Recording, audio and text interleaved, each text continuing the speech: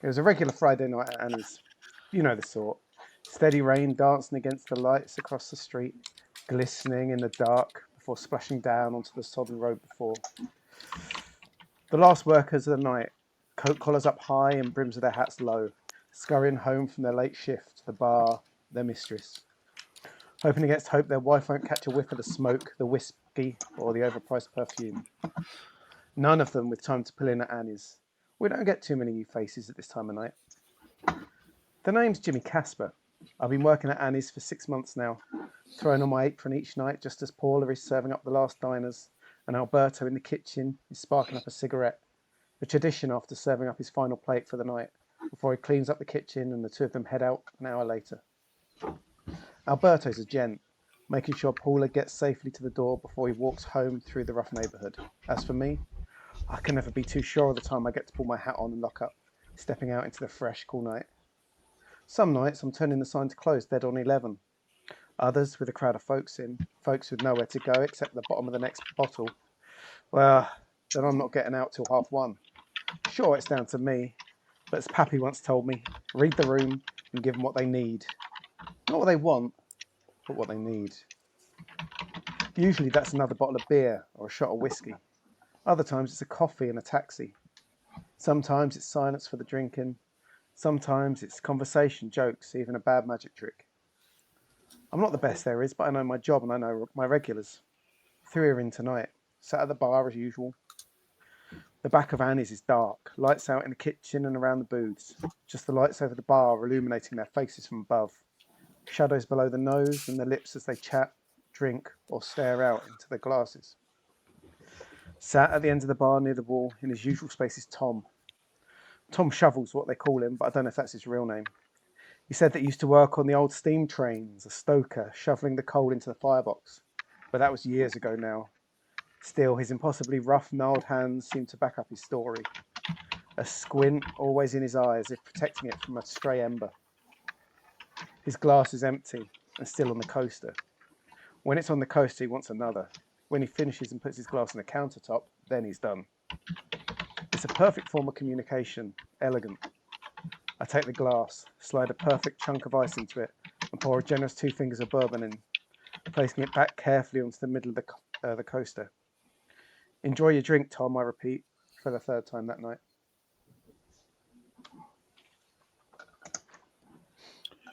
Oh, thank you, man. Did I tell you I came in from Buffalo today? It was it was one of those days, you know, a windy, cold, miserable, wet day with the rain blowing in off the lake. It was apparently the best day they'd had all year. So, I came here to have some quiet time and some relaxation, see some of the regulars and some of the less regulars, just to let the ache out of the bones. So I took the glass and I took a nice long draw of the bourbon. And I glanced alongside me to see the others who were loitering around until closing time. Light was slightly flickering in the corner, and it kept annoying me. I was squinting at it. Still, it was warmer in here than outside, and slightly drier if you don't count the bourbon. I tipped my glass to the barkeep and gave him a smile of thanks. It was nice to see Tom. Not been in for a while, at least as far as I was concerned.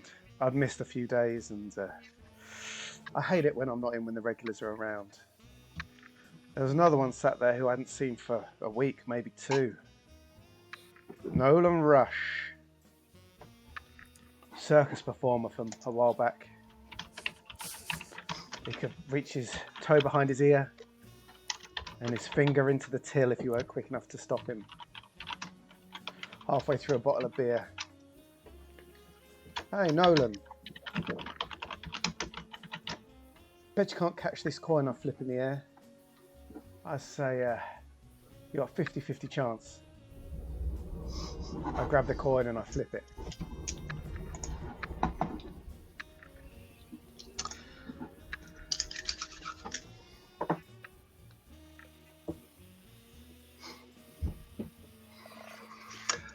The barkeep flips me the coin. That look in his eye. As I watch it sail past my head, land on the floor.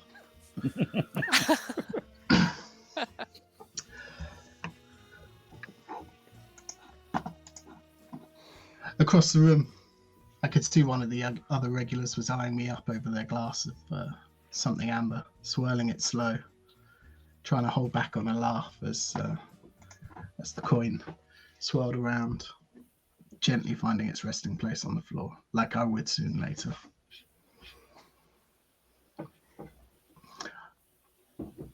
I looked over to them. Something funny, friend?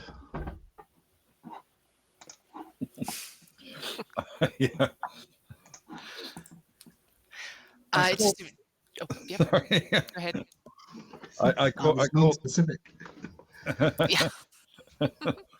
I caught the eye of Nolan Rush. Everyone called him No for obvious reasons. Probably a nice guy if you got to know him, but I don't think anybody ever did. He just made a fool of himself, dropping a coin on the floor, and it gave me a smile. It was like somebody else's day was going almost as bad as mine. Still, I tipped the glass to him and took another drink.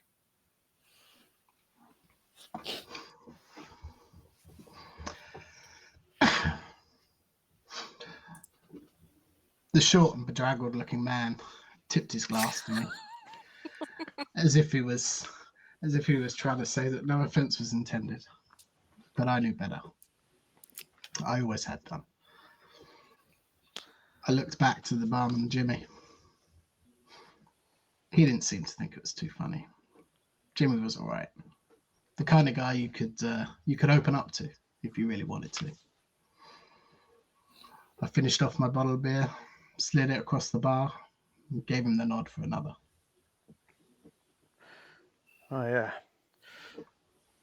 Since I've been working here, I see myself very much as the kind of guy that people can open up to, and I was proving it tonight. Maybe not through Nolan, who was for the most part silently drinking his beer. I slid him another.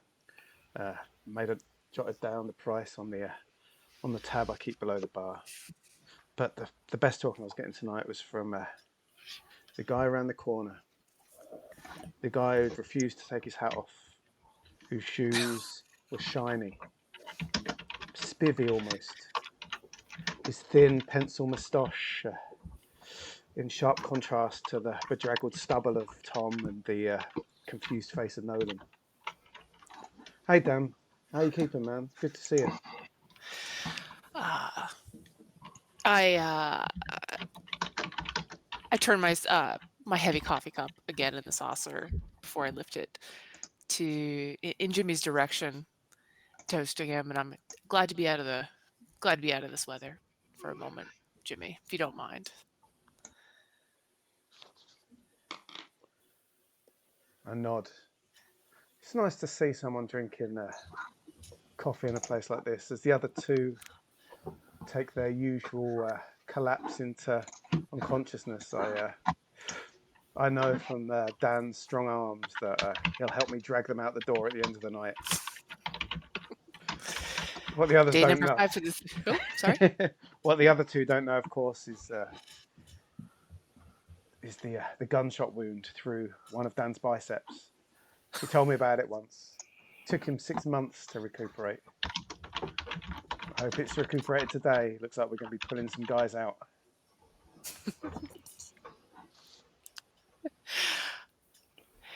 As I took a sip of this rather burnt coffee, I taste the cigarette ashes for the dishwasher.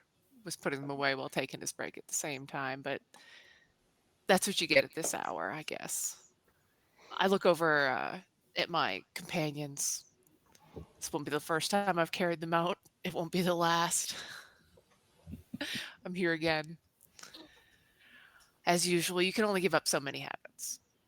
And the late hours at Nighthawks are one of my favorite.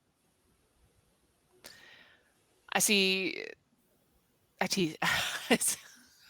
Sorry, I'm about 5 words ahead of myself. It's a good place to be. Better than 5 for hiding. Oh, Tom's going for another drink. We'll probably be here about 40 minutes. I scoot over a little closer to the group, and I nod to Nolan. Better luck next time.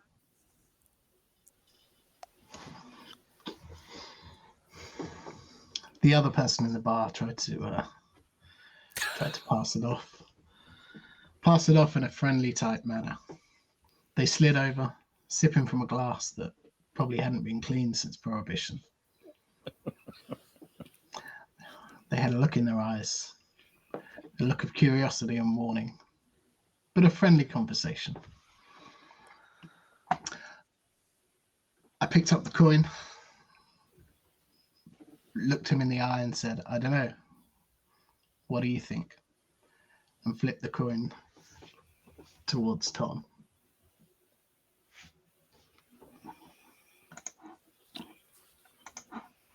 Nolan flipped a coin at me, and I caught it deftly with my face. It dropped down onto the bar, clinking slightly against the side of the glass. I took it as a hint, drained the glass and put it squarely back in the center of the mat, giving the barkeep a meaningful look. I decided to move location as well and stood, crossing the bar a little bit to sit closer to Nolan. After all, whether intentionally or not, he'd just paid for my next drink. The whiskey in this place is legitimately the worst I've ever tasted. And the portions, not impressive. But at least it's warm and light, if a little flickery, late at night. I slid the mat along with me, realizing this was going to slow down my refill. But I figured the barkeep could probably keep up and change seats to sit closer. I looked back at the other two. You stayed dry, all right?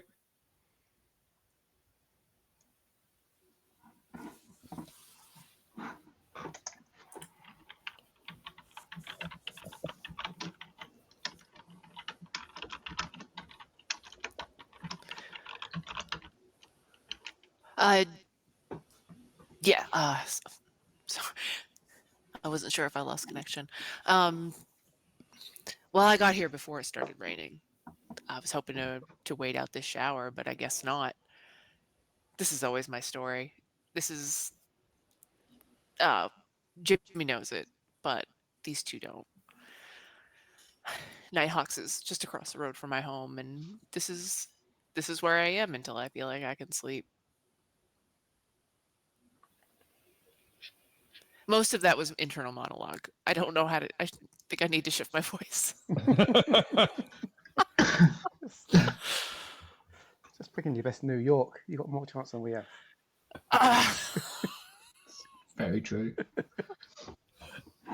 I have Have you a been in the, I have a uh, I have a London mental bias before? against sounding like a New Yorker because it's halfway to sounding like a Boston accent, and I hate the Boston accent.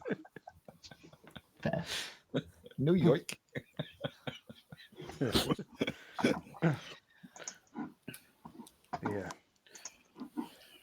The phone rings suddenly. I look up at the clock. It's 11:46. I know who it is. Nolan knows who it is. Tom, they all know who it is. It's the same every time. I give Tom a glance. He nods back. He knows. I pick up the phone. It's Nolan's missus. Don't know if he's married, girlfriend, what it is. But she calls every time, wondering where he is, if he's left yet. We take it in turns to throw off the scent to cover for him. I hold the phone out to Tom. I reckon he's got a. She likes him, maybe a 60% chance that he can put her off the scent.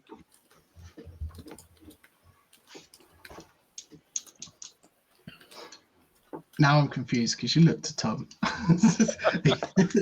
Yeah, Tom, You're throwing it to me. No, Tom. He's covering for you. Okay. Oh, look at Tom. Right, what percentage did you say? 60% chance. Thrown off the scent.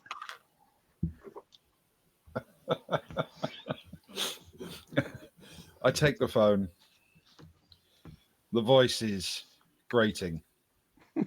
I listen for a couple of seconds, and then I say, he's not here. There's a brief pause while my brain resets to the dramatically increased volume. And I hold the handset just a little farther away from my ear. It only takes a moment before she needs to take a breath, and I put it back against my ear and say, I wouldn't lie to you. I lied.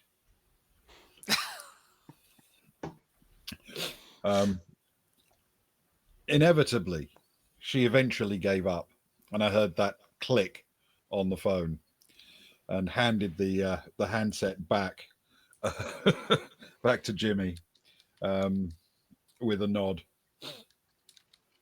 Well, I don't know if she bought it, but she hung up.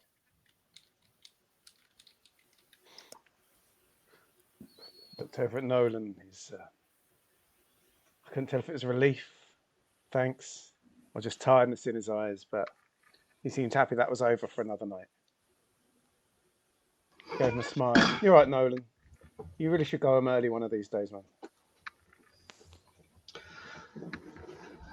Of course, none of them in the bar knew that was my secretary calling, same time every night, to give me an excuse to leave if I needed one. She had a grating voice, but could type well, and handled everything I needed. I looked back at the room. One night, but not tonight. I glanced over at the man still wearing his hat, unable to remove it for some reason, either through rudeness or maybe their hair was wet, but that seemed unlikely. What about you, friend? You got anyone who's going to be calling any minute now? Your secretary works overnight? You must pay her very well. Oh, that was all entirely in a monologue. Oh, I'm sorry. My apologies. Well, you did. Oh, okay. I've just been doing everything in a monologue. Everything's in a monologue. Oh my god. Okay, so Except that last bit. yeah, so Dan says, well, independently wealthy, don't you know? And he tips his hat slightly, but not so that it like moves substantially. And while he looks over at Tom, he thinks, yeah, my hat might be on at the counter, but it's a nicer hat that he could probably afford. These visits to Nighthawks are the only time that I really leave my apartment because I'm hiding. But from what I couldn't say. And he says to Tom, where is your hat anyway? I mean, if we're judging.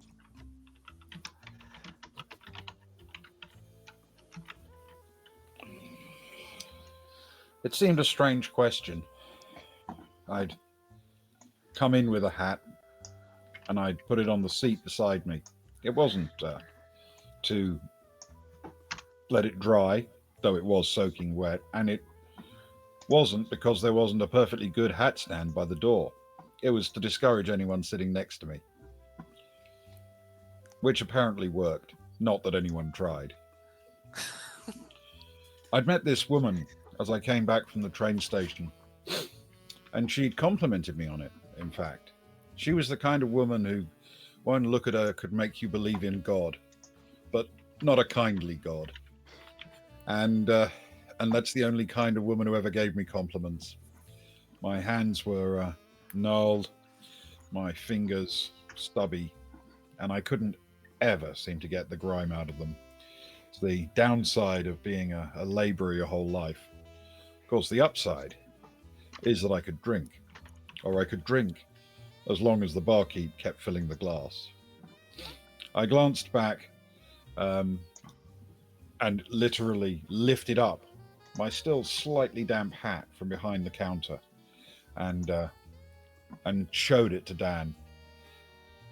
I genuinely had no idea why he wanted to see it. But what the hell? It's just a hat.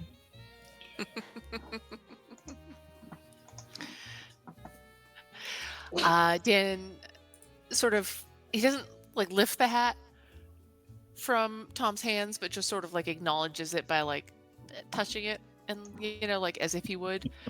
He looks a little appalled. There's a twitch of the thin mustache. And internally he says, "I wish I hadn't asked. I don't know what came over me. It's this terrible coffee. I wish I had a cigarette.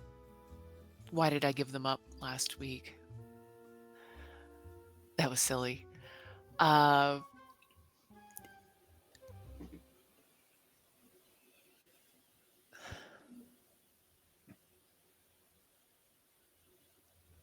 could see that Dan needed a cigarette. He'd given him up last week, and he'd been anxious ever since. Yeah, his he's fingers kind were of tapping his fingers tapping on the side. counter. His coffee, he didn't seem to be enjoying. It's no surprise. We've run out at the beginning of the week and we've been reusing the grounds for the last couple of days. Yeah, so his hand is kind of like tapping on the counter and like reaching as he's like taking his hand away from the hat. You know?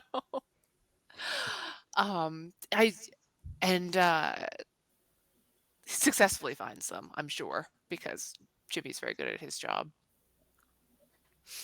I light a cigarette and turn away to consider my failure in life with my head on that hand. Sorry, I'm supposed to pass it on, but I don't know what to do with this situation. It's I looked at the clock, 11:50. That's pretty late for Dan giving up his first cigarette of the evening. It's definitely the latest this week. I made a note on my paper. 11:50 is getting better. Maybe in a month or two he might go a day without smoking after giving up. But we all have our shortcomings, our pitfalls, our little things that we just can't stop. The way Nolan can't help himself but poke a dog as he walks past it. A strange habit that he's never been able to shake. I see a man walk past with a dog as I think it, and imagine Nolan rushing out and poking it, but luckily he didn't see it. I don't know if it's something he can control, but everyone here's got a quirk. Everyone here's got something. I realised I hadn't filled Tom's glass for a while, and the man was getting edgy, his dirty, gnarled fingers tapping on the bar, his squelchy, godforsaken hat nearly sliding off the stool. I quickly fill the glass, place it nicely, squarely back. This one's on me, Tom. Looks like you've had a hard day. Want to share with the rest of us?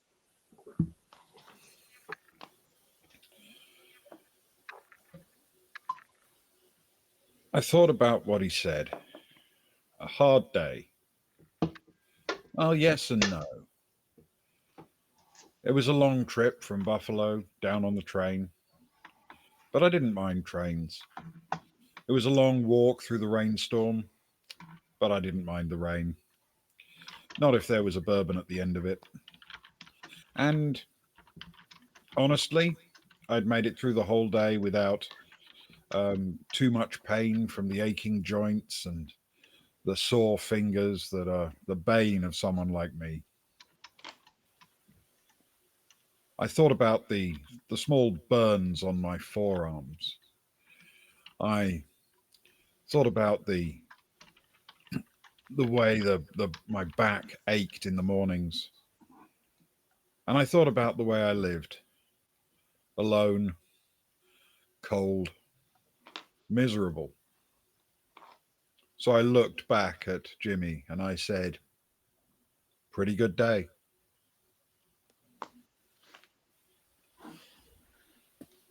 I knew that Pretty Good Day was code for his usual godforsaken existence. He was a man that never complained, old Tom Shovel.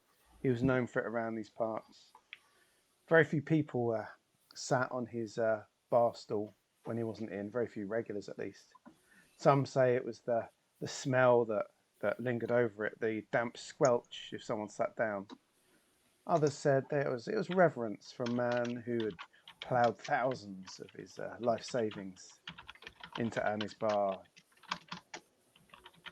He's that sort of guy you want in a place like this. Puts money behind the bar, doesn't cause a scene, comes late enough that he doesn't upset the more well-to-do. Drinks, shares a tale, goes home, doesn't share his squalid existence. Not like some of these others. Guys like Nolan who pretends he's not having a fling with his secretary. But we all know he does. We play along. I look over at Nolan, give him a smile. So Nolan, did your wife cook you anything nice for dinner tonight? I reckon 30% he ain't going to be able to lie.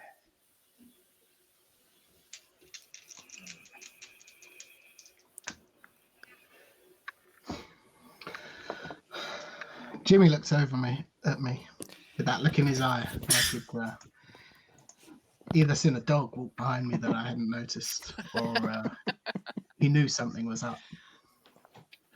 But I couldn't lie to him. Not again. Not after all these years. I looked him square in the eye and told it to him straight. You mean my wife that called now? That's... I'm going to be honest, Jimmy. It's not my wife.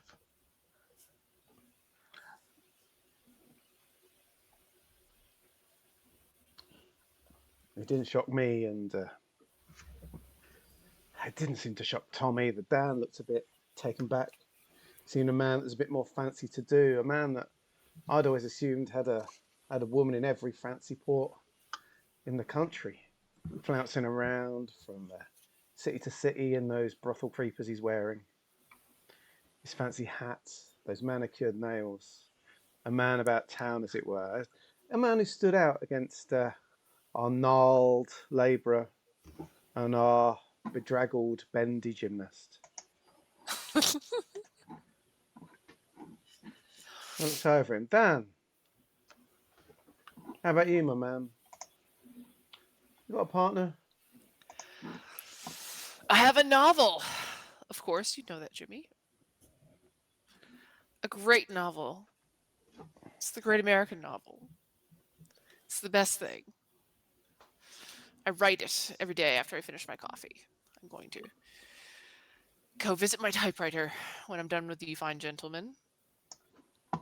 I do have a bottle with me if you'd care to join me. But that will come in a moment. And Dan picks up his coffee and sort of takes a sip where he winces and gives Nolan especially a very challenging look. One of those like vaguely creepy looks you get from someone like him at 11 o'clock at night. Oh, God.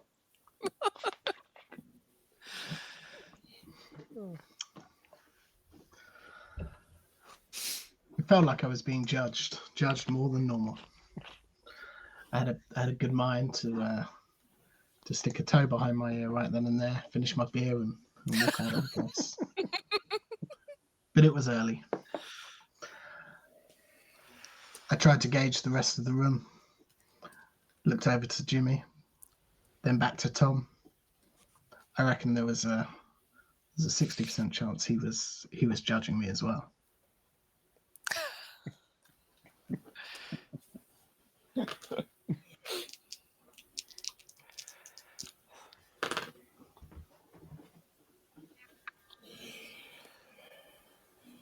The little acrobat guy. Nolan. There was something about the way he sat. There was something about the way he drank. And just in that second, there was something about the way he was looking at me. I couldn't work it out, but it seemed inquisitive. Like he wanted me to answer a question for him. Well, that I could oblige. I smiled and nodded and said,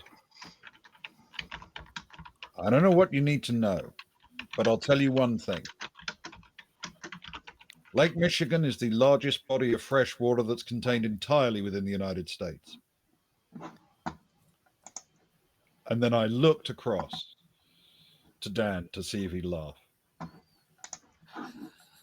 I did laugh, in fact. This was not the first time that I have encountered Tom Shovel, nor would it be the last. I look forward to his weekly visits, though he rarely remembers the end of them. I look to Nolan again, who, for no good reason, has put his foot up near his ear. It's very curious. I'm not sure what exactly he's trying to tell us all with that. He already has the room's artist interested in him. He doesn't have to be a freak.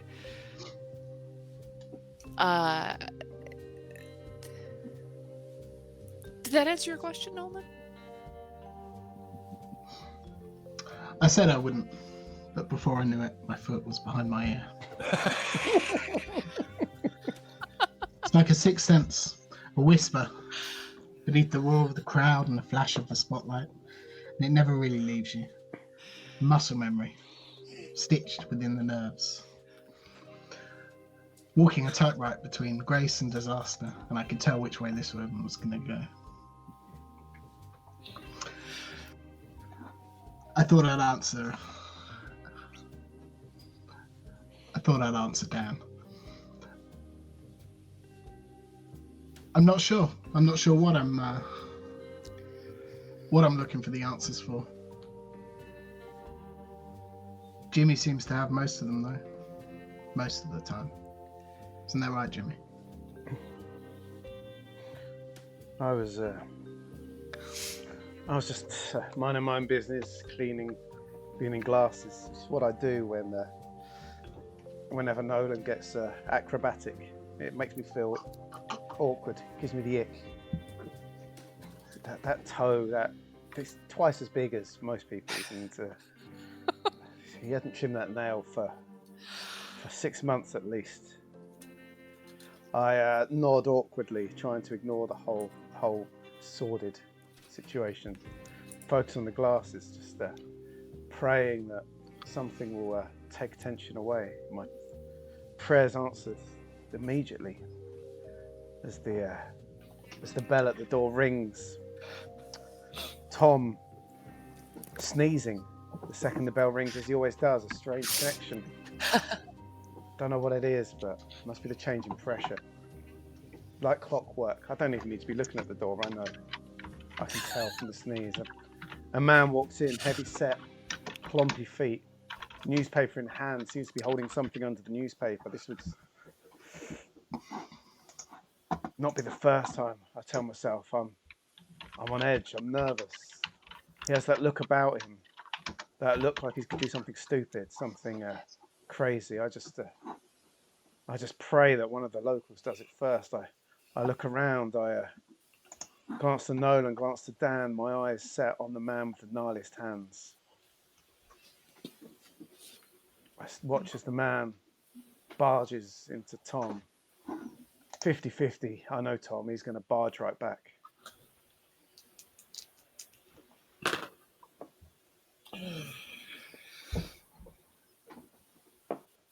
He was a big man, and he came in fast.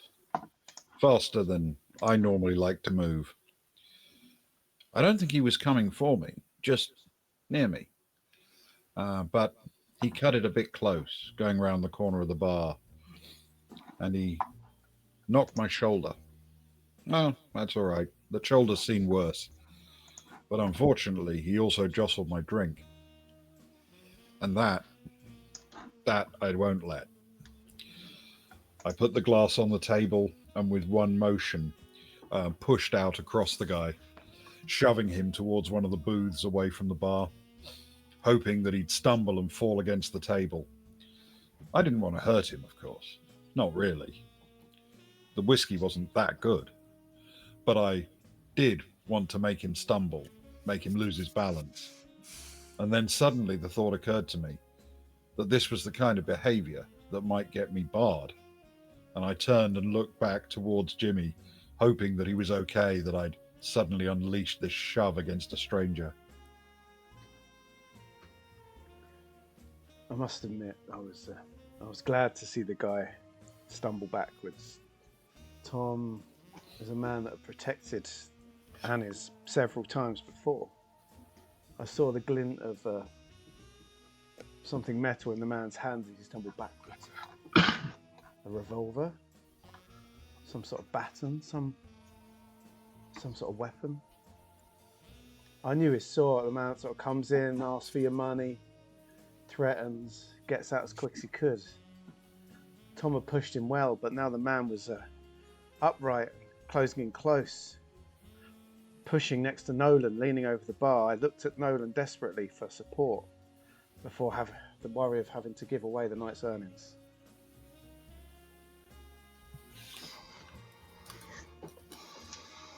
It was at that moment I knew Tom was the person I've been looking for all this time.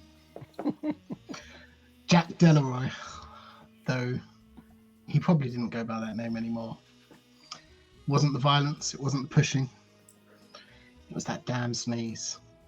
Every time the doorbell rings, like something stuck up his nose. Just like a secret that he wasn't keen to share. Irritating, persistent, and impossible to ignore.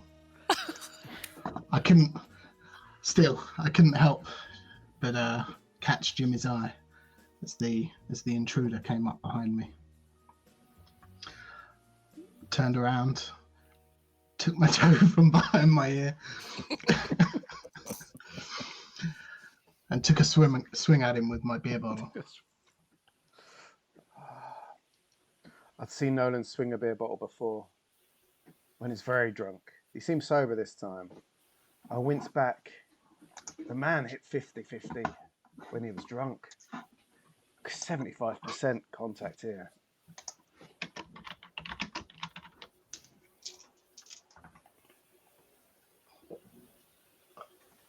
Oh wait, which way am I going? Low. 75 to hit low.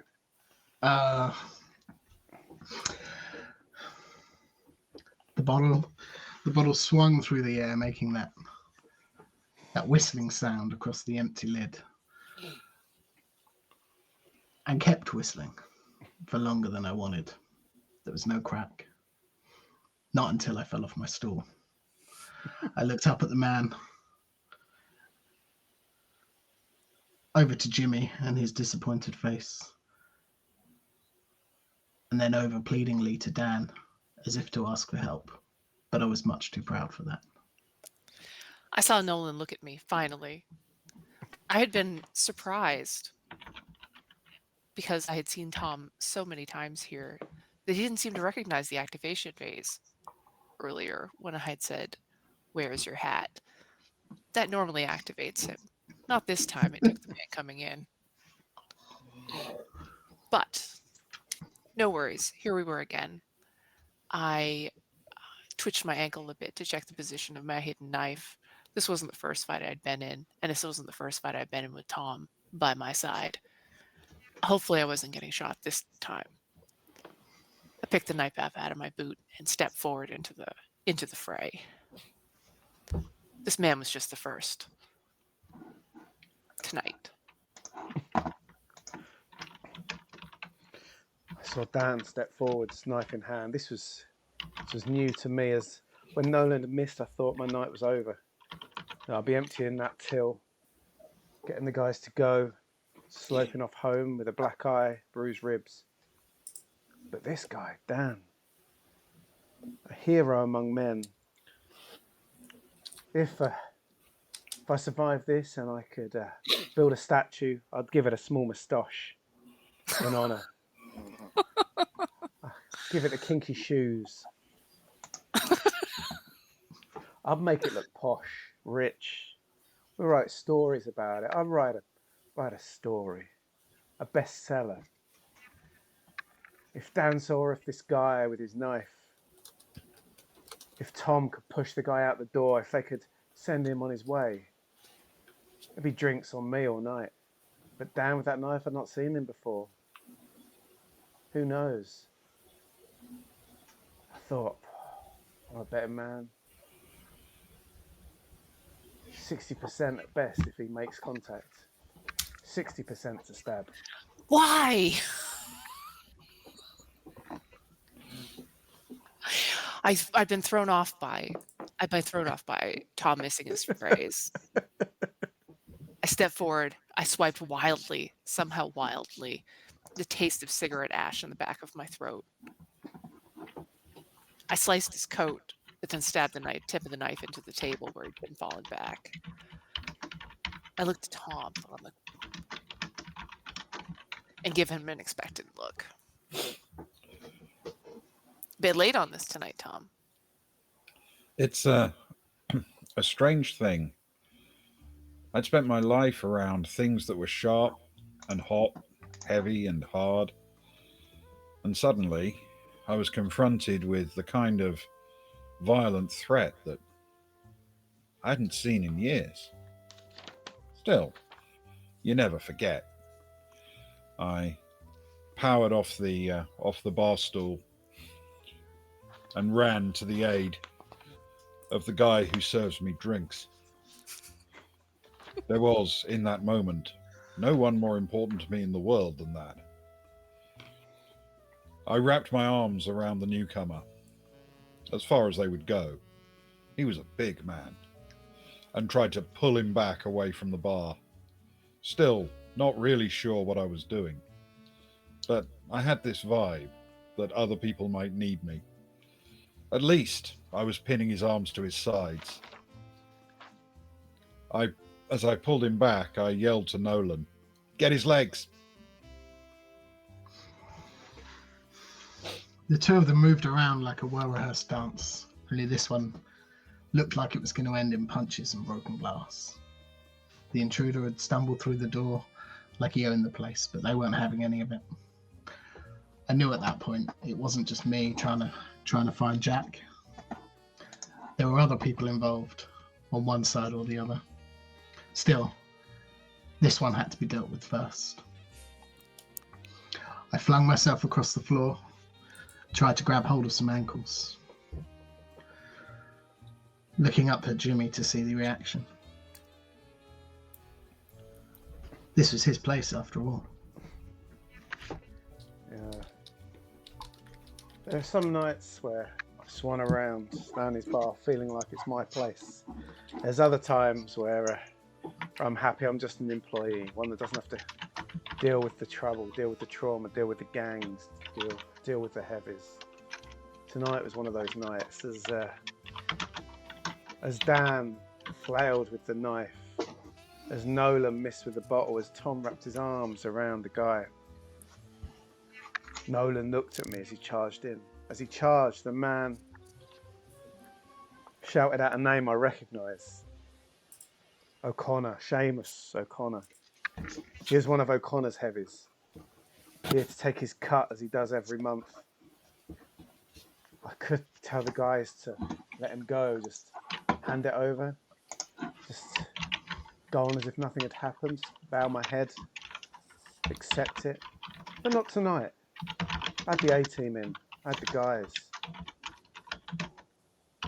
An interesting combination. Majestic! As Nolan dived across, I thought, man, he might have him here. The angle he's got. 70-30, he's got this. Shit, Dan. I'm sorry. Okay.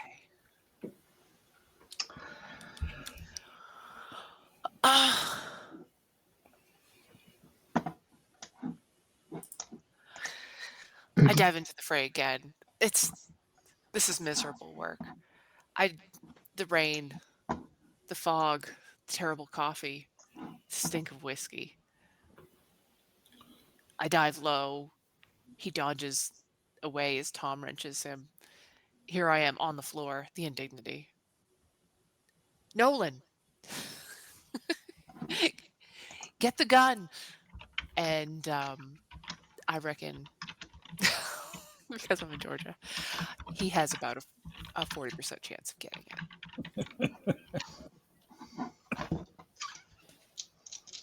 I'm not as generous as Jimmy. That's okay though. That's okay. I didn't wait for an invitation to go for the guy's legs, but neither did Dan.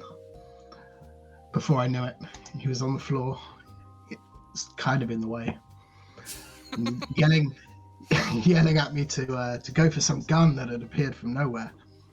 I looked around, found the gun, and threw myself on top of it, waiting to hear the inevitable clunk of Tom doing what Tom does best.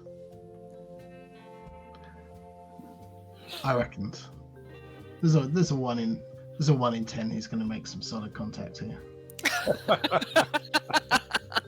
Wow.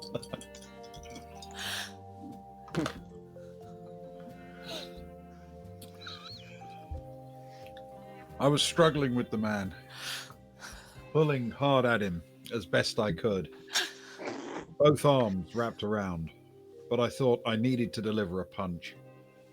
The question was where? Do I go for his jaw? That looked like something a man could shatter his fist on. Or I could go for his chest. But frankly, his ribs felt like they were made out of steel girders. Maybe the kidney. But no drinking man punches another man in the kidney. They might need them. So I decided to swing for the belly in the hope that I could knock the wind out of the man. But there was no way I could even get my arm away from his body in order to complete the swing. He was struggling, he was pulling at me, and he was bigger and stronger and taller. And I was desperately looking to Jimmy for help because, frankly, I'd bitten off more than I could chew. I'm a bit of a coward, it must be said, at heart. I don't like to share it with people. I like to give off an aura. I think I cover it quite well. Talk the talk, walk the walk when needed, when the stakes are low. But today, right now, just after midnight, these stakes are high. I have 3 guys I trusted, wrestling with a heavy, someone who made our lives misery month after month. And I decided it was time for me to do my bit. I took a running dive off the edge of the bar, leapt onto the 3 of them, the 4 of them, clattering down on top, sending the body sprawling as I made contact with the body. The sound of a revolver going off. And a finger, a toe, something must have been on that trigger, deep underneath the bodies as I landed on top. That deafening sound, the ringing of the ears, the smell of the fired gun. Bodies still. I touched different parts of my body, checked for any holes, any blood. There was nothing. Seeing where the other bodies were, I gave Nolan the best chance of avoiding injury, probably a 90% chance of avoiding it. Tom, where he was, maybe an 80. Dan was in the midst, maybe only a 65% chance of surviving any injuries. The other guy didn't care. Nolan, you're right. A 60% chance, huh? 65. Oh, I rolled a 59. Oh, you're good. You're safe. Yeah, I know. It's just very funny. My last two rolls have been 87 and 89. Oh. the air was still thick with tension as Jimmy threw himself across the bar, a trapper's grace wrapped in a bar apron and sweat.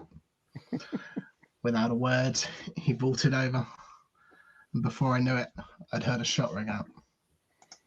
I checked myself, up and down, trying to get a feel for where I still was.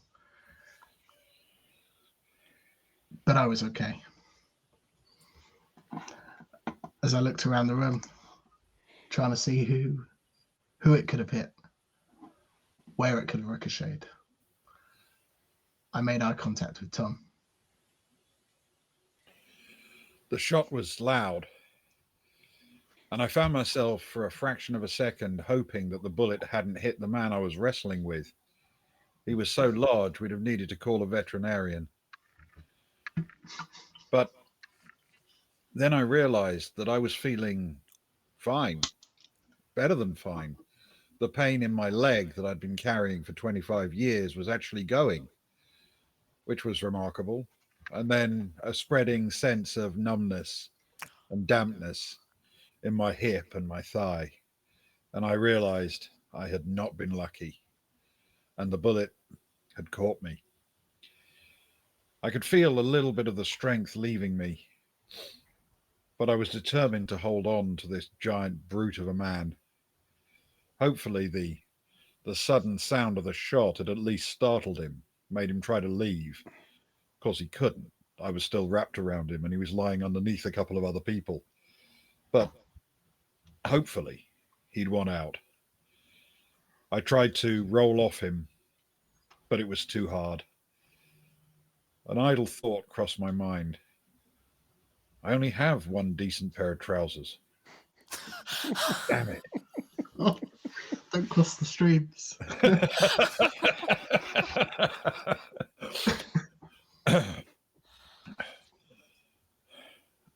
I blinked twice, let out a bit of a grunt, and looked across at the one guy I thought might have some kind of skills or academic training in this place. Maybe Dan knew what to do with a gunshot wound. I heard the sound of the gunshot wound and immediately knew I hadn't been hit because I've been hit by a bullet before. But I did hear the sound of it hitting flesh, and I wondered who until I heard Tom grunt. Ugh.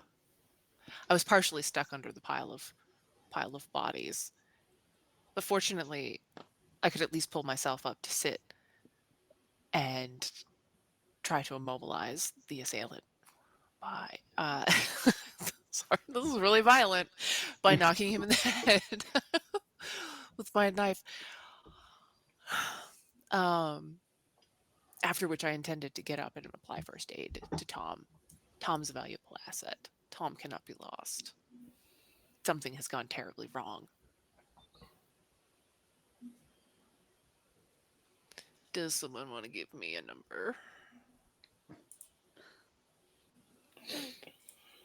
Oh, I reckon you've got a good 50-50 since we've outnumbered the guy at this point. Yeah, and I don't succeed. My fist hits his forehead harmlessly. Maybe I should have had that drink tonight. I look to Nolan. Nolan, we have to help Tom. We have to end this.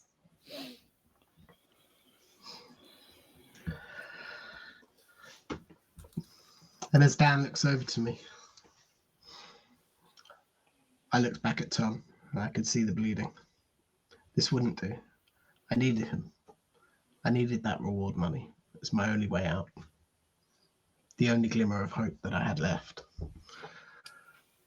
But I knew what was going down, and we still had a threat to deal with before we got on to anything else. I called out to Jimmy. Jimmy, Tom's been hit. See you away with that guy. And rushed over to Tom.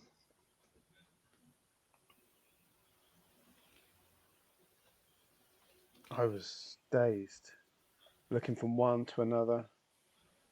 Is it my dive that had caused this? What meant to be a glorious moment of freedom for the bar, for me, for the regulars, and yet this?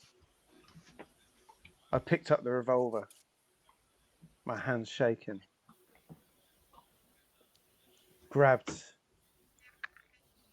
Dan's jacket that had ever so carefully hung up, bundled it between the revolver and the man's back, fired twice into the kidneys, once into the heart, gazed desperately at the three locals, the regulars. Nolan, get Tom to hospital. Dan, help me get rid of this man. Please. We can't let Annie's fall. Dan rushed to me. Hard to tell in this light that he was missing a finger on his left hand after a coyote had bitten it on a night out. Nolan, 10-fingered, 10-toed, rushed to Tom, started dragging him out the door. Okay, at this time of night, I gave him a 70% chance to flag down something, get him to hospital.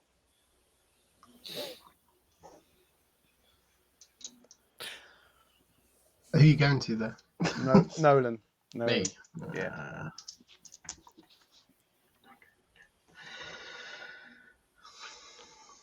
Getting my instructions from Jimmy, I picked Tom up of the floor and couldn't help but notice that the remains of a finger from my right hand lying next to him. I didn't have time to think about who it belonged to or who'd lost it. Tom draped over my shoulders, more supporting me than I was supporting him, to be honest. You could tell just by looking at us. We made our way out. I thought now would be the perfect time. Nobody would know. I could take him off. I could collect the reward. But I couldn't help look in his eyes and notice that hardness, that longing to carry on. That and the blood that he was leaving all over me.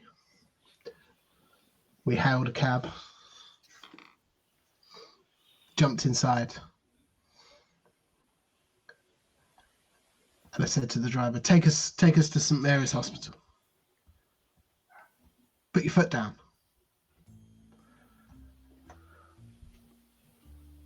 At that moment, I looked at Tom.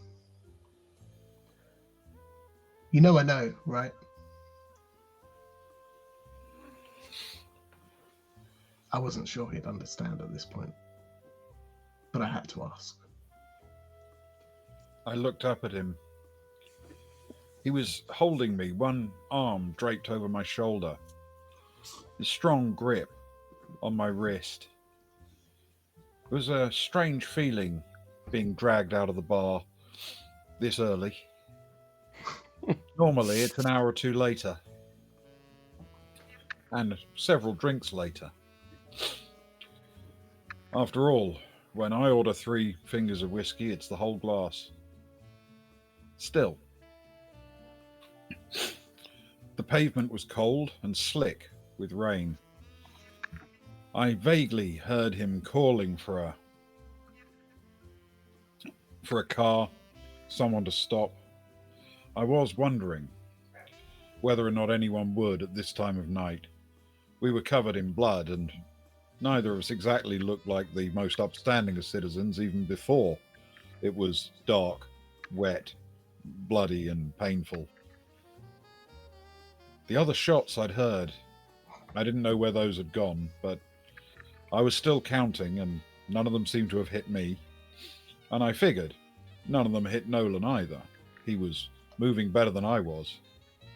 And then he looked at me, and he said those words. And I suddenly realized that there might be a connection between us I simply didn't know about. I couldn't let him put me in the car without finding out what he meant. So I swallowed the taste of bile and tin in my mouth and looked up at him. Wait, what do you mean?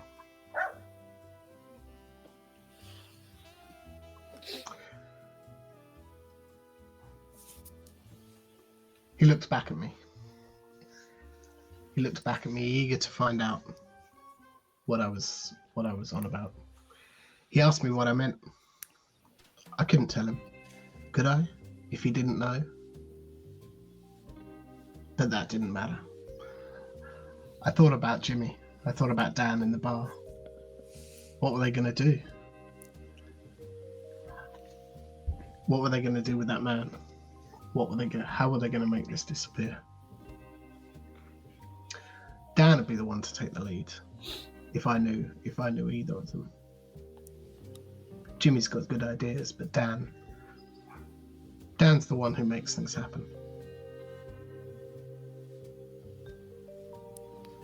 I looked at my jacket, crumpled in a heap and burned by the gun. My jacket cost more than Jimmy's wages for a week, but I wasn't going to hold them against him. It's a spur of the moment thing, and I could always buy another. I think I have an aunt dying again next year. You know how it is. So I looked at my jacket, I looked at Jimmy, I looked at the body. First time for you, Jimmy? I said, as I pulled on his arms. I hooked my hands under his armpits and started dragging him toward the back. It'd be good if you could get the legs. It helps a bit. Where are we dumping him this time? The dumpster down the block?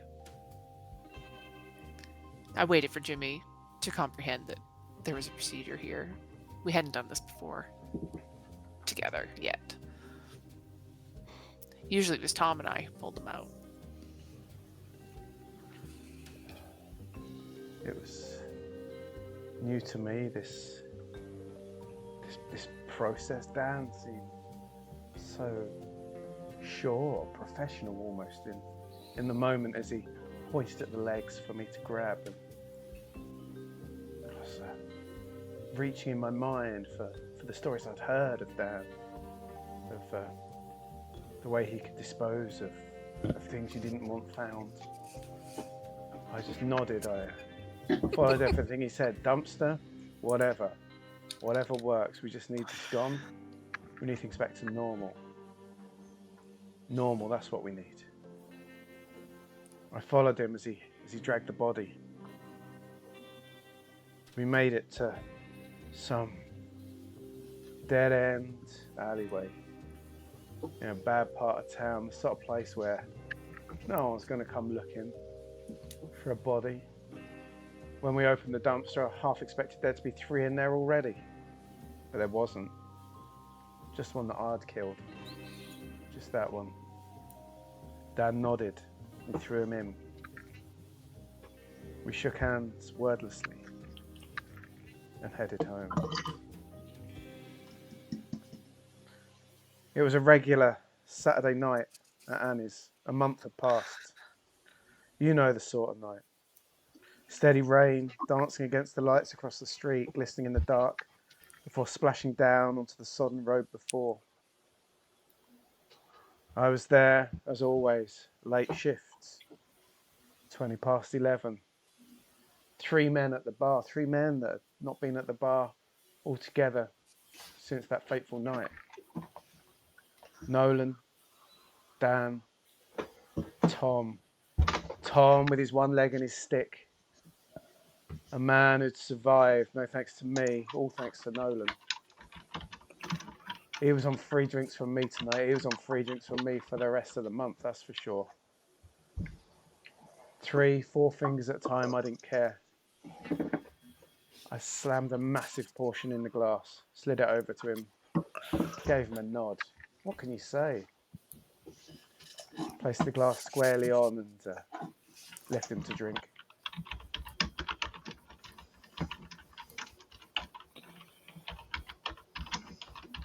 Drinking here brought back some bad memories and some good ones.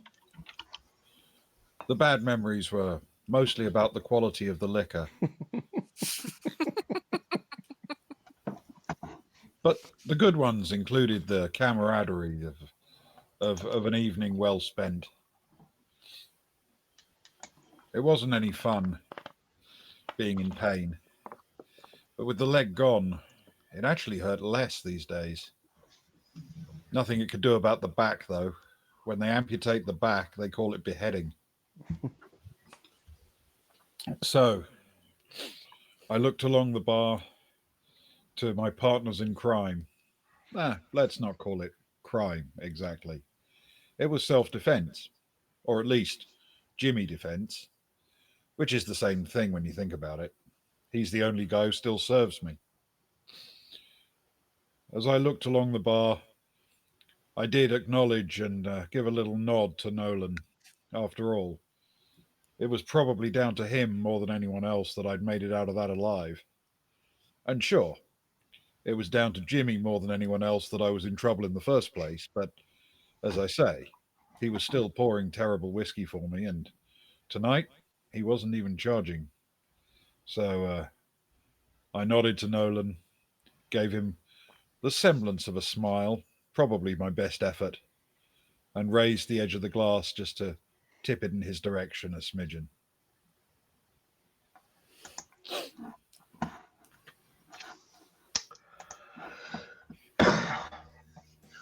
Tom nodded and raised his glass. I couldn't help think back to that evening when we took him off to the hospital.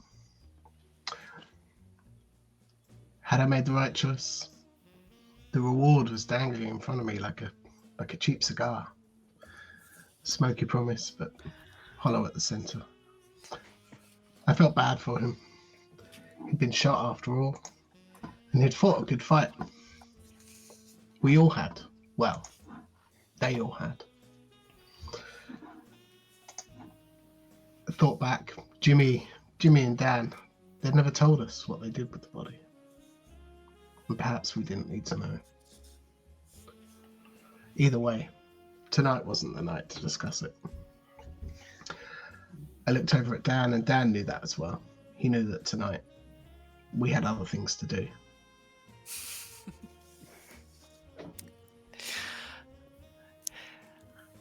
I was sitting there, I was seeing the nods of camaraderie. We're remembering a month ago today. The shooting, the dragging, the damage to the asset. I'm in so much trouble with the aunts back home. They want to know what happened. They want to know about Tom and why he doesn't respond anymore. I don't know. I gotta fix this. I gotta fix this or I'm gonna have to get a real job. Look at Tom, take a long drag off my cigarette. Look at Jimmy. This is no good. Clear night tonight, Jimmy. No chance of rain, I guess. I look out at the rain pouring down outside. Streams on the windows. You could run your fingers down them. When it was empty in here, I would look at 2 and pick which one I thought would get to the bottom first. You know, place penny bets on them. I've won and lost many pennies that way.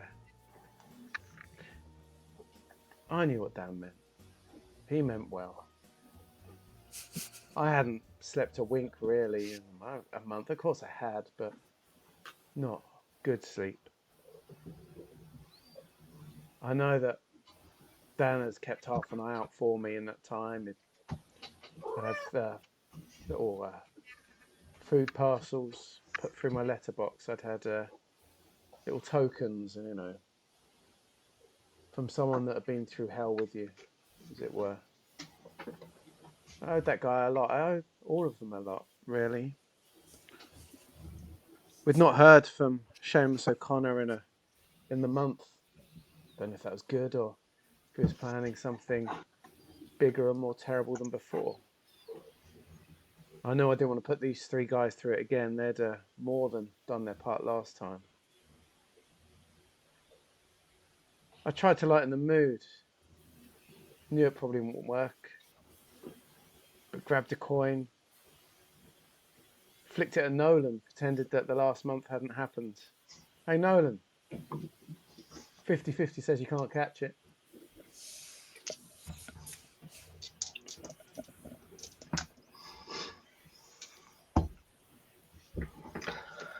That same old routine from Jimmy. Didn't happen every night. But when it did, bad things would follow. The coin spun gently through the air, glistening, shining down like the spotlights of the circus that I remember. The coin bounced behind me, dropping onto the floor. I looked over at Jimmy. Not again, Jimmy. We can't do this tonight. Tom's only got so many legs.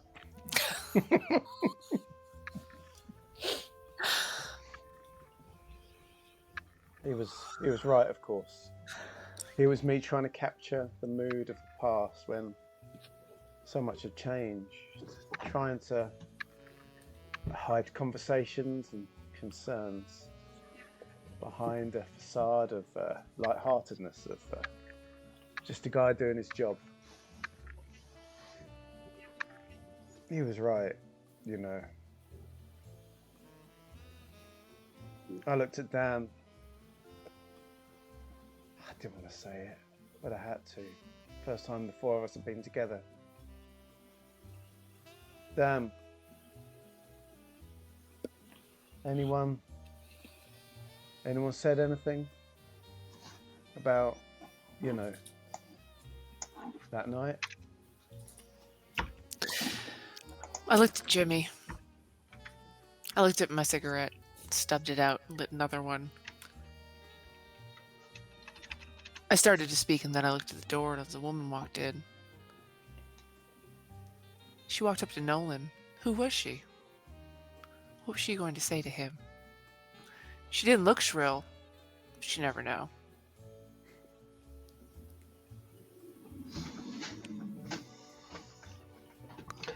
It was at that moment that my secretary walked in, which is highly unusual. Who was going to make that phone call later on to give me an excuse to leave? I wondered what the others would think, what they'd make of it. Especially when she started talking. That grating voice really cut through you. I called over to Jimmy. Jimmy, another beer, please. And one for my friend. I smiled, reached into the cooler, stood out a beer for Noel and popped the lid. I knew who his friend was. Just a couple of words was all I needed to recognise. I guess Tom wouldn't be able to fob her off tonight, lie to her cover for Nolan.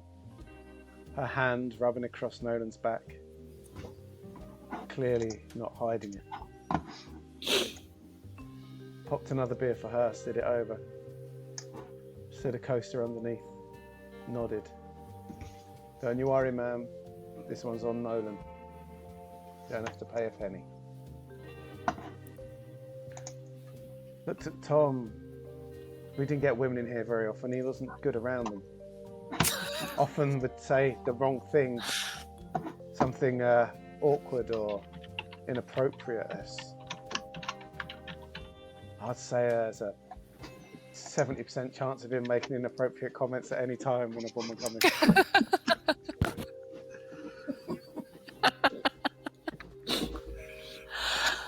It was the voice, I think. As soon as I heard it, I knew exactly who it was, and it was like instinct took over. I looked at her, all of her, up and down, toes to hair, a couple of times, and then it just came out of me. I said, I don't know what to tell you, lady, he's not here.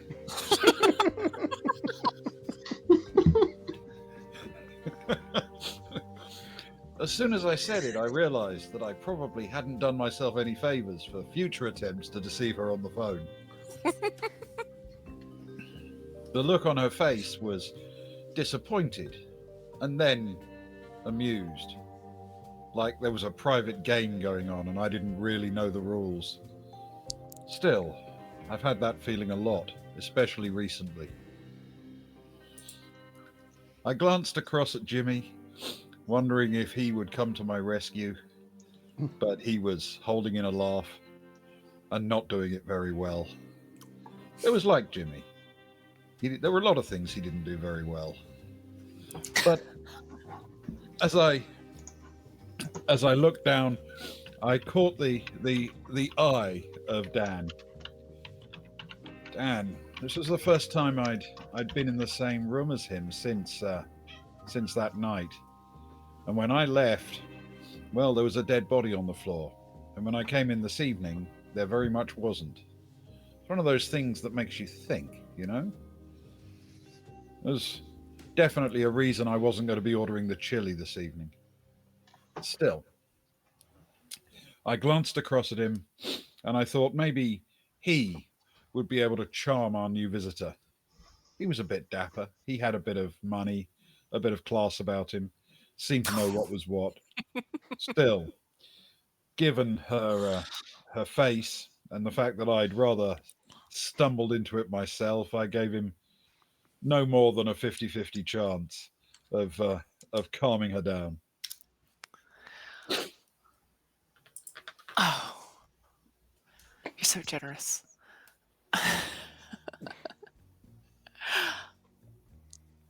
Dan, I am Dan. I can use first person here. I watched Tom make an utter fool of himself. Maybe there is something left of him in there. He'd seemed a little too together of late, and it was good to see him stumble. Verbally, of course. I took my freshly lit cigarette over to the couple. And I said, "Ma'am, we've heard from you so often. It's a delight to finally meet you. I'm Dan. And you are?" And he held out his hand. She replies, of course she does. She's a little offended. They usually are when they enter an environment like this, but can you blame them? She sticks out her hand and I shake it. It's not a good handshake I give. I give Nolan a judgmental look under the brim of my hat.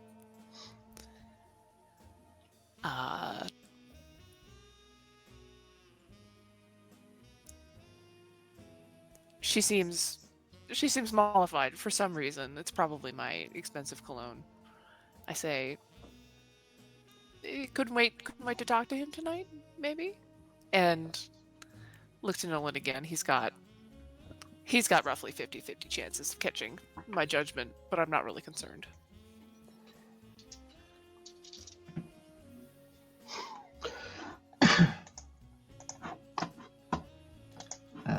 Sorry, apologies. 1 sec.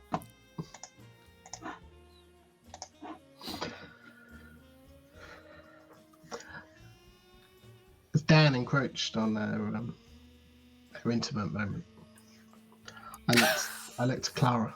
She sat there perched on a stool, like a secret waiting to be told. Red lipstick, sharp enough to cut. Eyes that had seen too much and said too little. I suddenly realised that introductions should probably be made. I stood up from my stool. My apologies. Dan, this is Clara. Clara, this is Dan. Tom, Jimmy.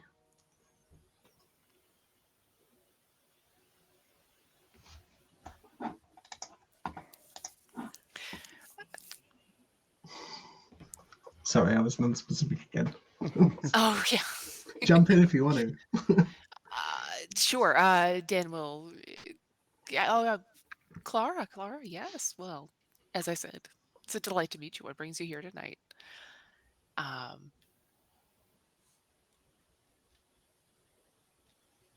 and I'm not sure who to pass that to because I don't know the answer. NPCs. Oh, I guess. Oh no, wait. I'll make up something. Hold on. That's out of character. Since I did bring her in.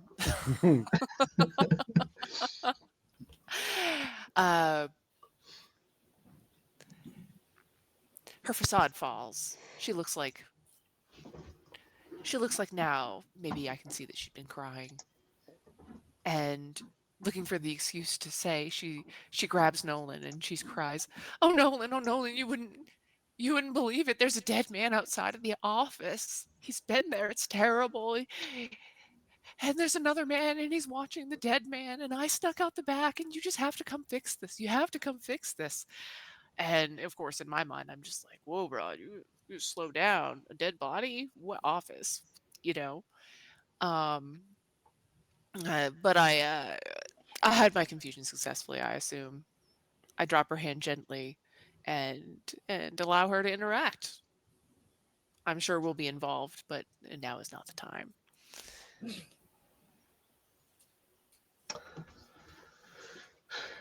She threw herself on me like she'd done so many times before, but this time was different. I could tell she'd been crying. Probably something to do with Dan's cheap cologne. I'm not really sorry, but I'm going to say sorry anyway. I stared at her for a minute and said, "What? Pull yourself together. Who's dead? Where?"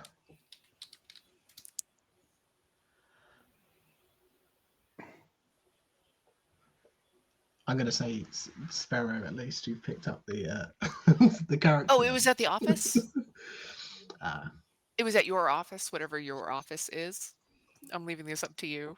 There's a dead man and there's a man watching the dead man. She went out the back door. That's the story. This has been the second time. The second time I found myself in the bar with these other three gentlemen. 2 hats, 3 gentlemen. And the second time that a dead body had appeared. I knew who I could rely on to deal with this. He might only have one leg, but he was still a man of action. He still knew what was going on. Plus, he owed me for that night, and he knew it. I looked over to Tom. I had no idea what was going on. There was something passing between the two. Maybe the way he looked at me, he was desperate for my help. And I thought,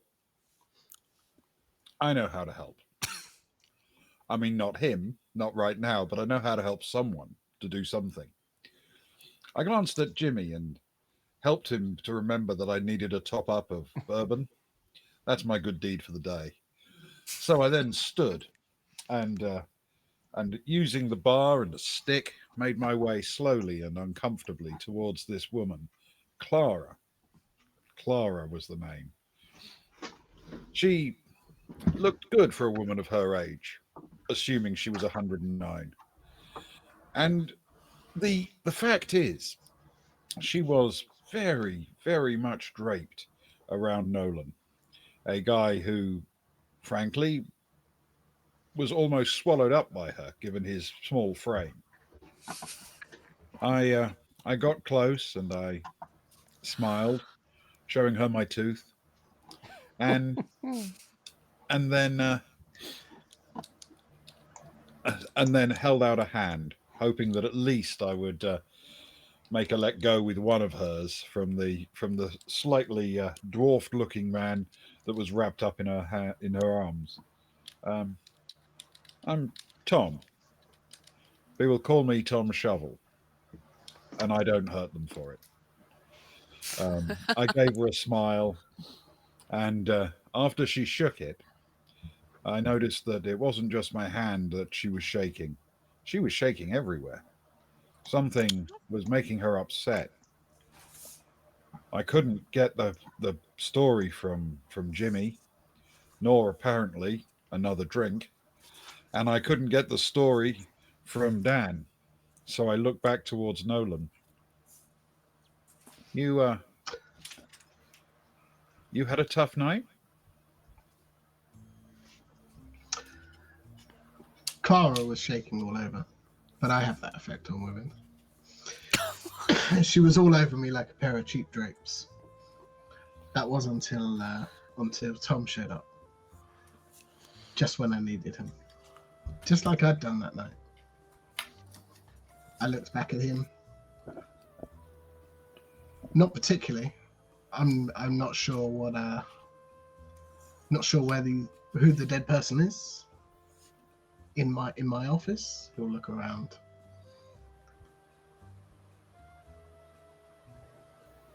There's two people there. Clara seems upset. I don't suppose I could call on the three of you. I hung the question out there, desperate for a response. Yeah. I take another drag off my cigarette as I listen to the kerfuffle. Straighten my coat. I turn to Tom. I've already decided to go, of course.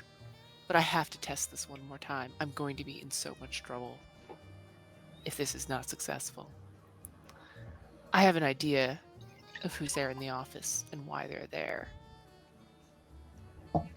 Let's see how this goes. And I say to Tom, I feel like the chances are just diminishing, and there's maybe a 30% chance that he might remember.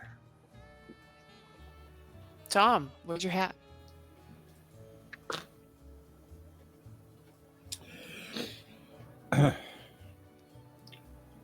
I heard the question, where's your hat? The assumption that I would be going. I don't know what they thought I'd be able to do. I wasn't really built for heavy lifting at the moment. But sure, I was going. If they were going, I was. I mean, maybe not Jimmy. You never knew if he had to keep the place open. But the rest of us were definitely going. And so far, the evening had brought nothing but surprises, like most evenings. And then he said, where's your hat? I picked it up, and then finally I remembered where I'd heard that before. I gave a sort of half smile, and then nodded stiffly back towards Dan. I reached back behind me, picked up my hat, and put it firmly on my head. Okay, Dan, I said with a smirk. Looks like we have one last job to do together. And rested a hand on Nolan's shoulder, not out of friendship or compassion, but because I needed help getting up from the bar. It's something I'm not quite used to yet, moving with just the one leg. Still, I figured a man with his experience and training, body honed like a machine, Had at least a 90% chance of not collapsing under my weight.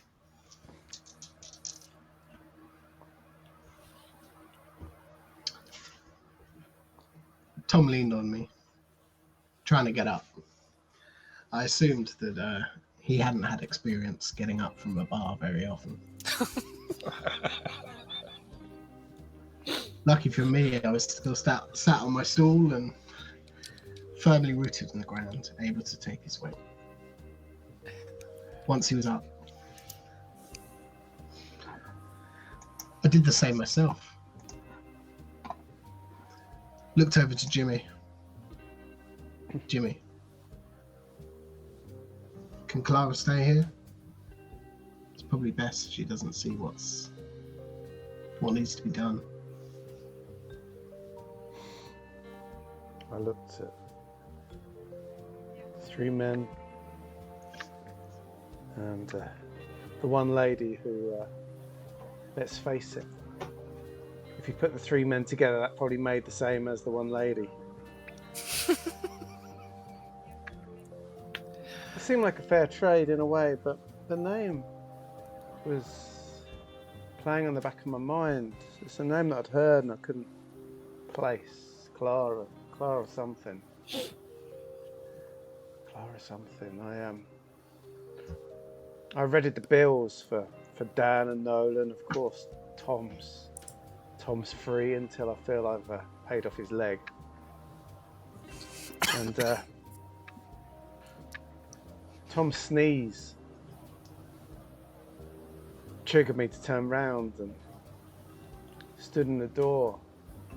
Two coppers entering in, looking around. Looked at Nolan, Tom, Dan, looked at Clara, looked at me. Wandered past Nolan.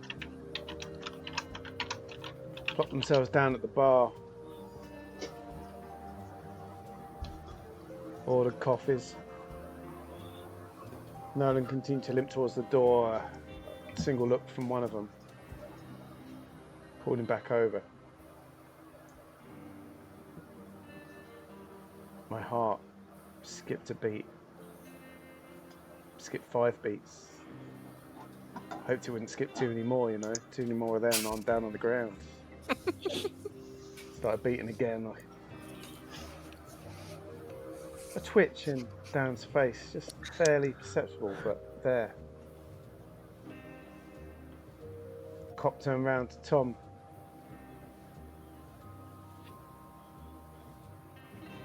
Sit down, friend.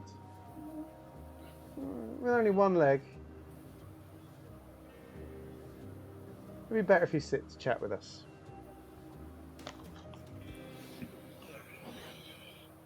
I heard the policeman's voice and I thought, I'm not ready for this. There was something in it, though, that told me he wasn't going to let me leave. I hopped over as best I could and slowly, carefully, slightly painfully, pulled myself onto a stool, throwing a regretful glance towards Nolan.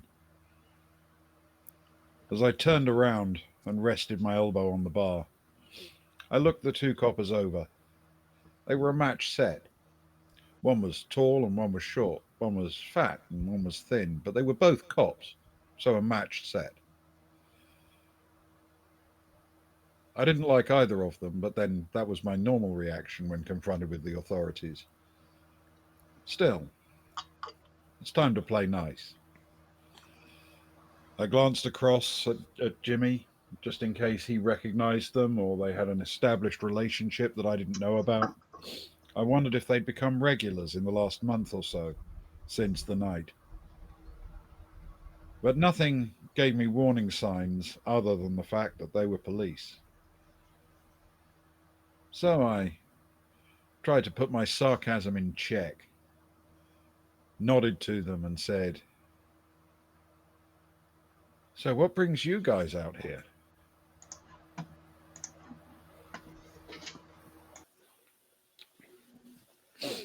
The smaller cop grimaced at the coffee.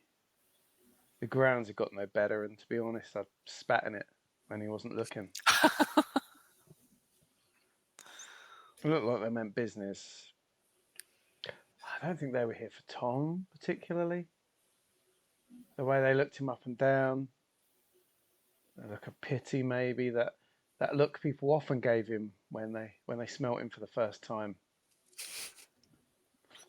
The confusion that they could be sure that he pissed himself, but there was no mark on his trousers, you know. It was a common look. He motioned across to me.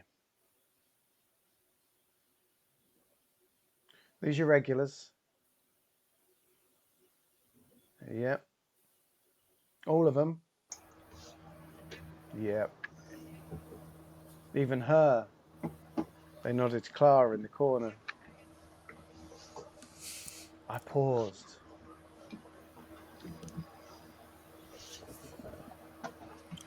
Was she a regular? I looked to Nolan. 50-50, he'd know what to say.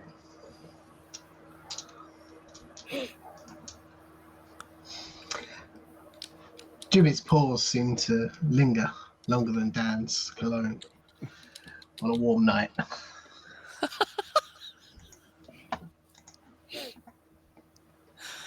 I'd not seen him lost for words. Not before. He always knew what to say. It was Jimmy. It was reliable. But it's okay. I had this one. Yeah, of course she's regular. I looked over to Dan. Isn't that right?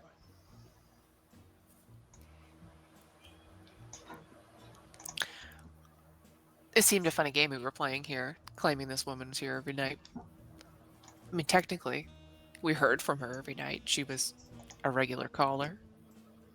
Almost a friend of Tom's at this point, really. A much closer friend of Nolan's, apparently. And interestingly enough, I didn't know her and the cops didn't seem to either. I didn't see any harm in claiming she'd been here, but didn't want him to think she'd been here that night. Maybe I hesitated a little too long, but finally I answered. Oh, I've seen her a time or two, I guess. Is there a problem, officers? They seemed more interested in Tom. As I started to speak, they glanced at me and dismissed me as important, which it gets my back up a little. I think I'm going to keep it together. They seemed to hesitate before they answered. Wasn't sure what they were going to say. But my heart rate was up.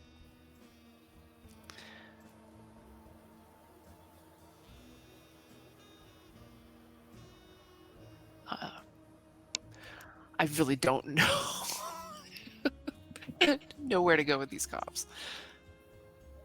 Dan looked flustered. Strange for him. His moustache twitching across the edge of his lip. He'd shaved it a little bit thinner over the last month. It's just a couple of hairs thick now.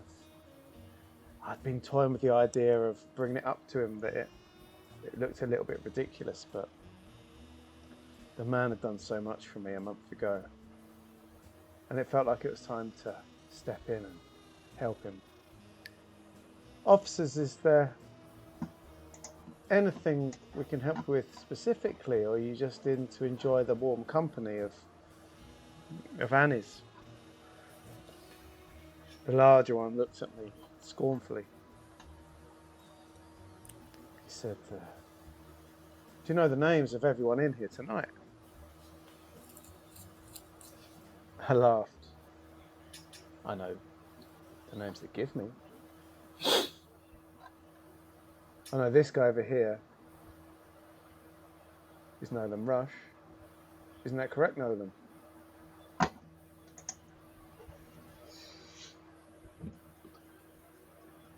I didn't know what Jimmy was playing at, but he seemed to have a plan. He'd finally got his stuff together. He knew what we were going to do. I slid into the booth behind the two officers. Behind the two officers and Tom as well. Just in case things got heated, shall we say, like they did last time. Smiled. Gave across the kind of smile you give to in-laws, you know, the welcoming. I'm a nice guy smile. Yeah. That is my name.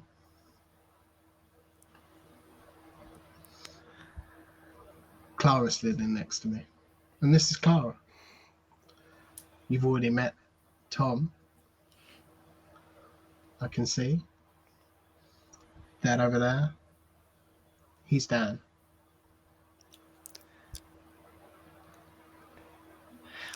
Yes, I'm Dan Party. I live across the street. When I'm not here, I'm usually looking out the window at here. Do you have any questions? The cop smiled. The smaller one walked over to the door. My heart sank as he slammed the bolt across, turned the opening to closed.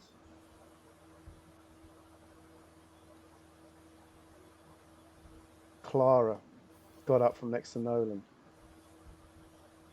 poured herself a drink, sat back down next to one of the coppers.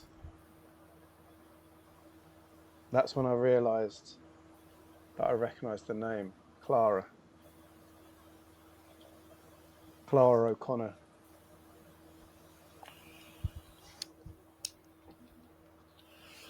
Those cops' outfits, something was wrong with them. Things weren't quite right. Tom had been around. 70% chance he'd noticed it too.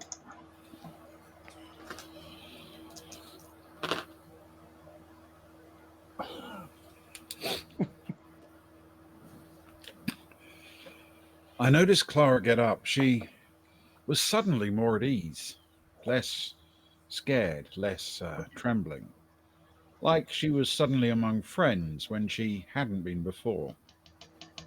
It struck me as weird that anyone would have that kind of relationship with the cops.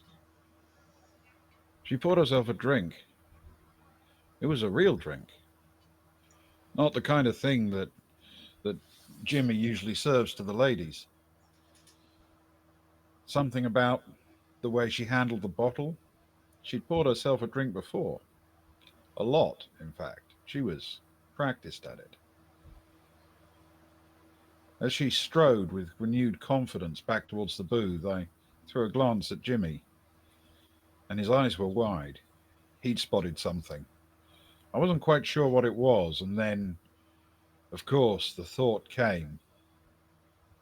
This will be about last month.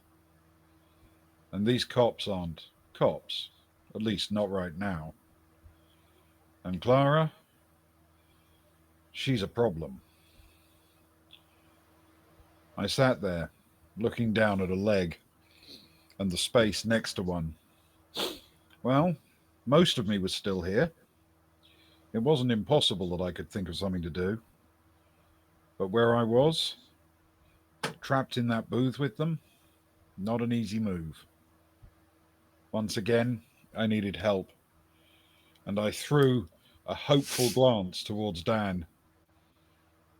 Last time, he'd been the one with a weapon. Maybe, just maybe this time, he'd be the one with an idea. I figured, knowing what I knew about him, maybe a 50-50 chance he'd have one.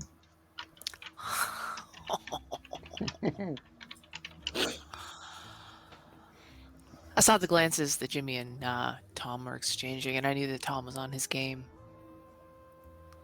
The sign had worked.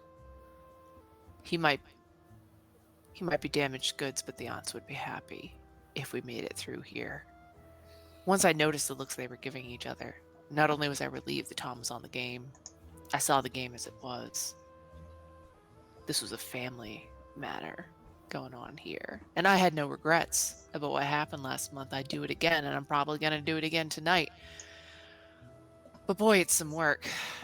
It's some work when my tools aren't 100%. I sighed, put my hands in my pockets, and shuffled them around. I reached through the hole in the bottom of my left pocket, pulled the gun out that I had strapped to the back of my leg, pointed it at the first cop, and pulled the trigger.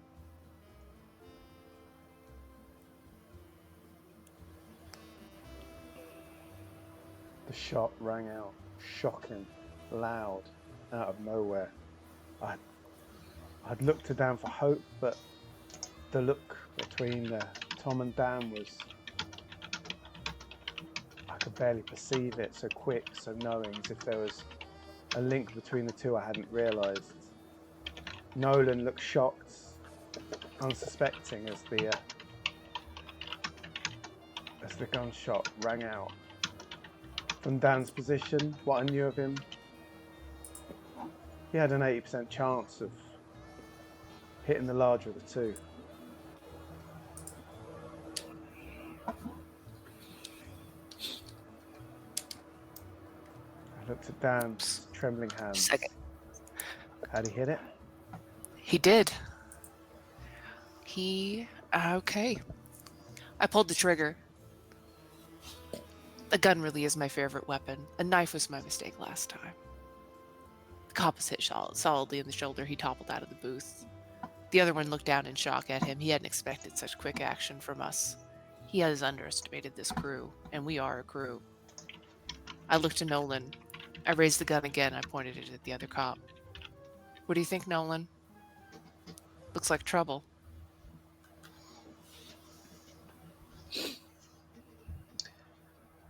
Before that moment, the napkin holder sat heavy on the table.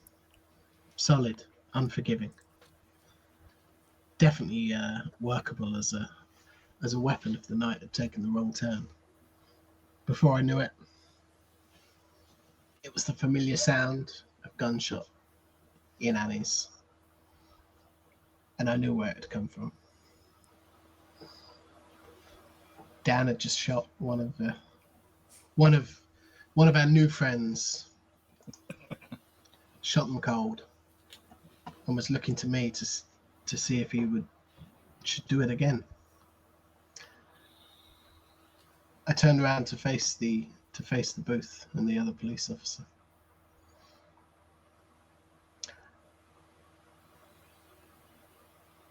I say, go for it, Dan. I give this guy 10%. He makes it out of here alive. Just to be sure, that's like the opposite of what I'm giving you. Okay. I'm probably being way too generous. That's okay. I can subtract 10 from 100. Yeah. Oh, got the 18 in tonight. We're on the game now. There's only one answer. There's only one way this night ends. The only real answer is if the dame walks out. That's up to Nolan. I raise my gun again. I shoot the next one. The lesson must be learned. He also topples over. I look at Jimmy. I stride over to the bodies, and I say, let's dance again, Jimmy.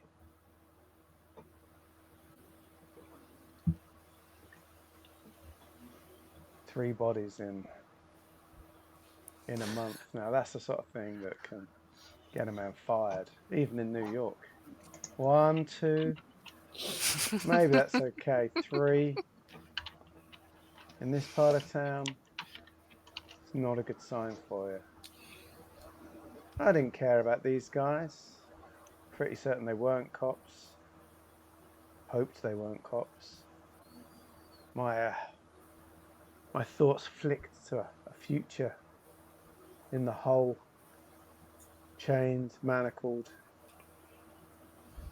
eating gruel, dry bread, cop killings. Would I rat out Dan? He hadn't said anything when I killed the guy last month. No, we're in it together. At least, I think we were. Dan and Tom had a connection. They were ride or die, the two of them. But Nolan, he was looking between the bodies and me, looking between Tom and Dan, and looking towards Clara. Was Nolan the unknown link right now? I saw him glancing at Clara one more time. Nolan, what say you, man?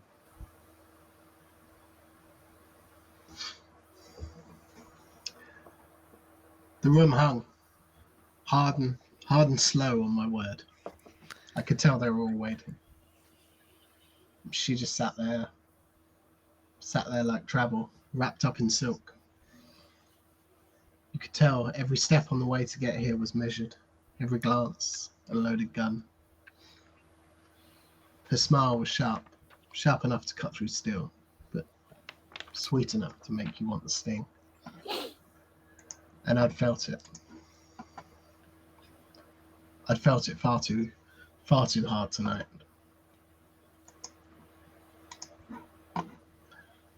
I looked at the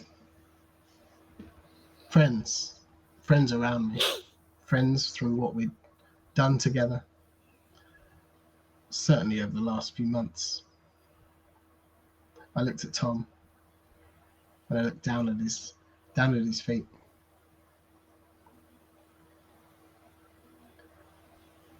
This one's up to Tom, I called back to Jimmy.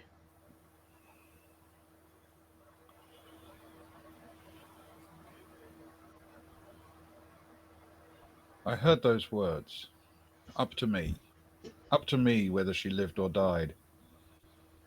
Well, if it was up to me, then I was going to have to do it myself. I couldn't ask someone else to kill for me. But we couldn't leave her alive. I carefully and deliberately removed the prosthetic from my right hand and calmly gave Nolan the finger.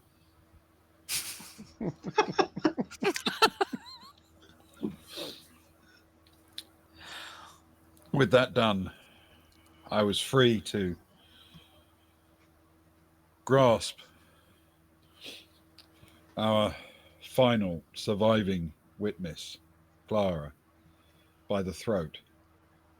She struggled, of course, her hands grasping at my wrists and clawing at my face, but I've been a working man all my life. My grip was like iron, and my breath like compost. The fact is, she was a large woman, but not a strong one. Not anymore.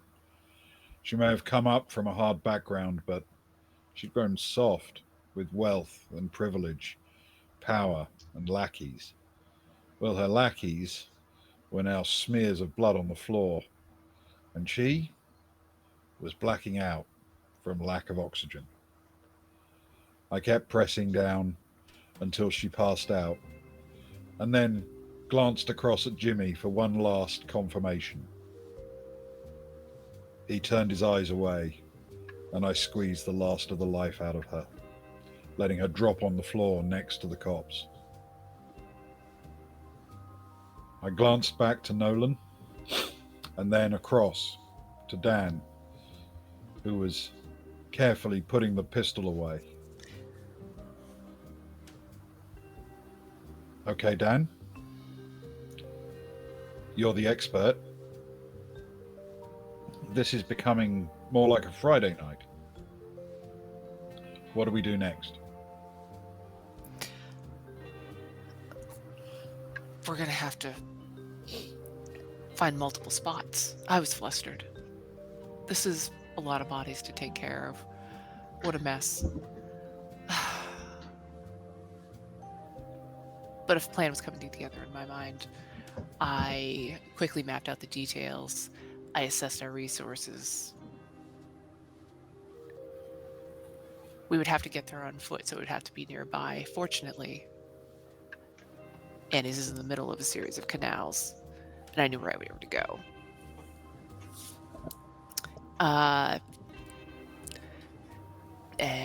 All right. First one's 3 blocks away, the second is 5, and then the third is 7. We're going to have to make 2 trips.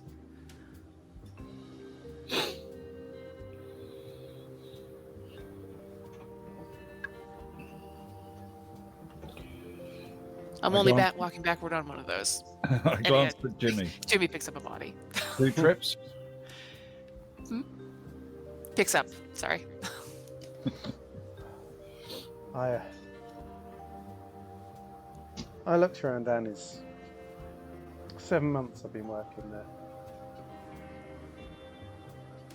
That late shift, that closing shift where the Nighthawks would come and chat and drink and do their thing, and nothing had ever been like these last 2 nights with these 3. Maybe it was my last night here. Didn't know how I could come back. I carefully removed my hat, my apron, threw on my own dark jacket, zipped it up, reached for my gloves, grabbed the keys, pulled the bolt open, looked to my 3, I guess, accomplices, co-conspirators, and motioned for them to move forward. Nolan was closest, but his eyes seemed to be betraying a moment, some thoughts, some considerations in his head.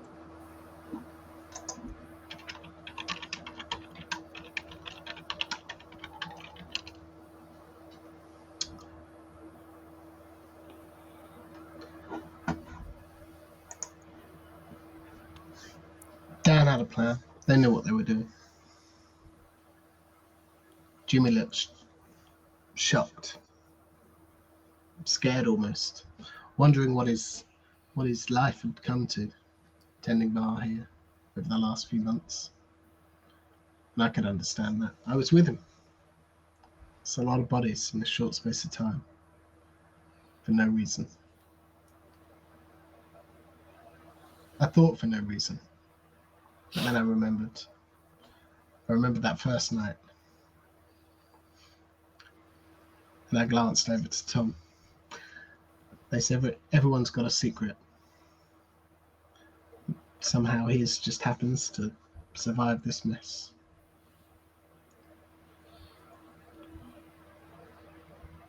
I looked at Nolan. I figured it was time. I held out my hand to get my finger back from him, and then I used his shoulder once more to lever myself up out of the booth, crouching down as best I could to help slide the bodies out. And as I did, I turned to him, and I said, I'm sorry, Nolan. I do know what you're talking about. It's been a while, but I am truly sorry. I wanted to say more, but I couldn't bring myself to do so. So I slid one of the bodies helpfully towards Jimmy, another one towards Dan. I figured Nolan and I could handle the other one between us. It was a tough job getting it up. It's a stressful time. But once we started moving them towards the back door and out towards the alley, our hearts felt a little lighter. I glanced across at Jimmy. This worth it, Jimmy? I looked around the room,